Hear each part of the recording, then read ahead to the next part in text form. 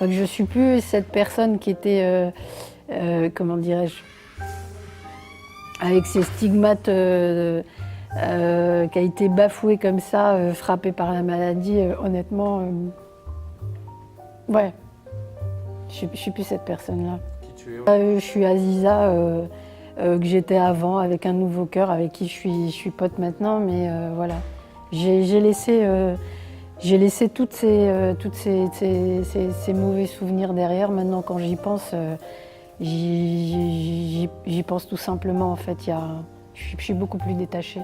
Retour à la vie normale surtout, avec des médicaments évidemment, certes à vie, mais et l'épée Damoclès qui est toujours là, mais avec un détachement, c'est sûr. Ouais, ouais. Et avec une philosophie de vie différente? Ouais, carrément. Ouais, ouais. Comment tu abordes?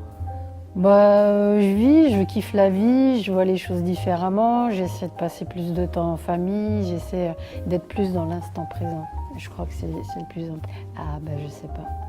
Un jour je vais me lever, je vais me dire, ça y est, c'est ça. Donc je sais pas parce que je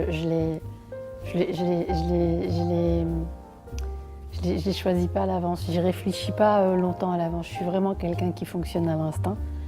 Et je suis réactive, c'est comme ça que je fonctionne depuis toujours. Ouais, énorme. Mais même pas que pour moi, parce que je vois, il y a ma famille qui est là, il y a même mon petit neveu là, qui a 5 ans, qui est comme un ouf, parce que voilà, il voit Tata la boxeuse, etc. et tout. Et lui, en fait, je me souviens, juste avant ma greffe, il était venu me voir à l'hôpital et il me disait « Tata, t'es malade ?»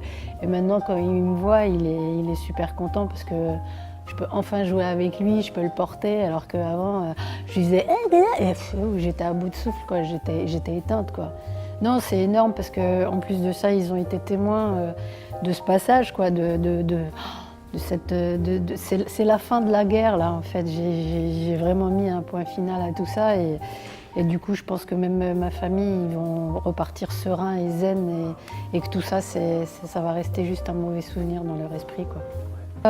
Symboliquement, qu'est-ce qui s'est passé pour moi? C'est surtout cette communion avec mon nouveau cœur.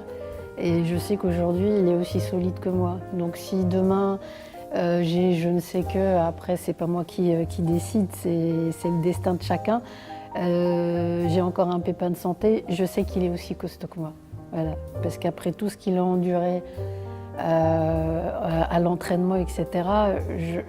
Et là, sur le ring ce soir, en termes d'émotion, tout ça, j'ai pas eu de palpitations, j'ai pas eu de mauvaises sensations.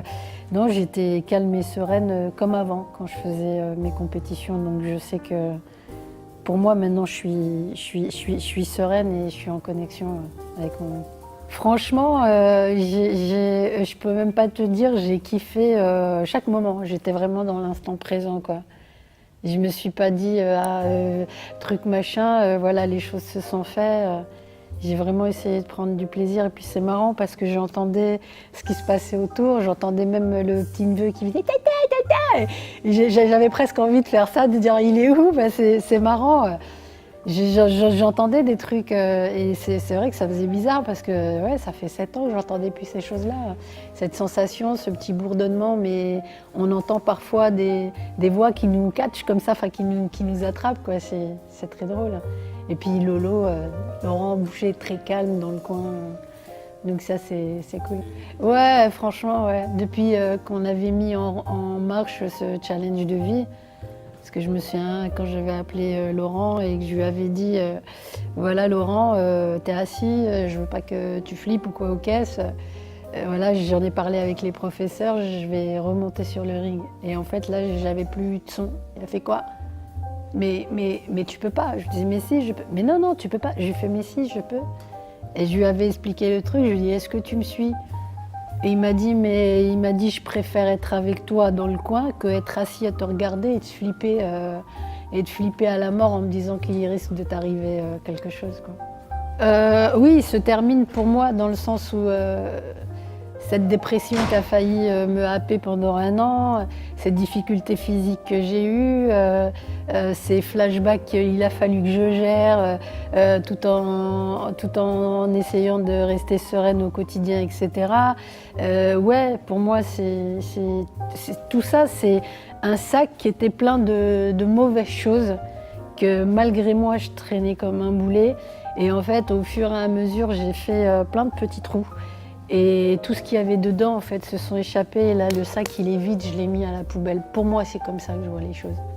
Franchement, je sais que les gens, ils auront plus le même regard, en fait, déjà par rapport aux malades qui sont atteints de maladies cardiaques, etc.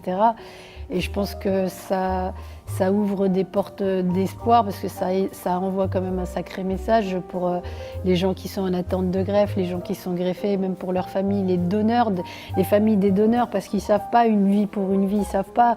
Moi, j'aurais pas eu un ange comme ça, je ne serais pas là aujourd'hui.